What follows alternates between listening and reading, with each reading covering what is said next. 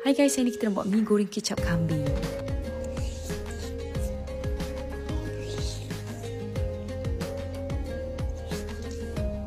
Sediakan semua bahan-bahan dan tak lupa dengan kicap sos ABC yang membuat makanan lebih sedap dan penuh rasa. Rasa manis dan manis kicap ABC ni memang sedap, memberikan rasa umami. Kambing, bawang putih, sos tiram dan juga lada putih. ABC extra hot chili sauce. Kita letak ABC kicap manis untuk memberi lebih rasa umami dan rasa makanan yang lebih sedap. Kicap ni juga ringan dan rasa manis masin tu memang seimbang yang memberikan rasa lebih umami. Selepas dah masak kambing, kita masukkan bahan kisar dan juga ayam, sos tiram, ABC kicap manis sweet soy sauce. Kita gunakan dua-dua kicap untuk dapat hidangan yang lebih sempurna dan sedap. Dan juga ABC sos manis sweet sauce, ABC extra hot chili sauce. Dengan ada kicap ABC ni, masakan menambah rasa yang kaya dan meningkatkan daya tarikan visual. Dan masukkan perisa, masukkan mi, kacau-kacau dan juga seterusnya kita masukkan sawi sawi.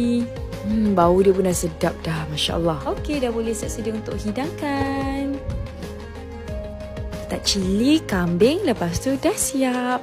Menu ni sangat simple dan mudah untuk korang hidangkan untuk keluarga tau.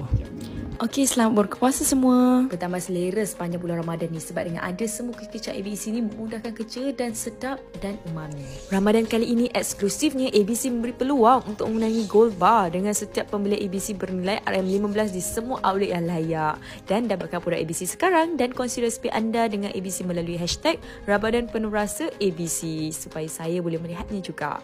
Bye!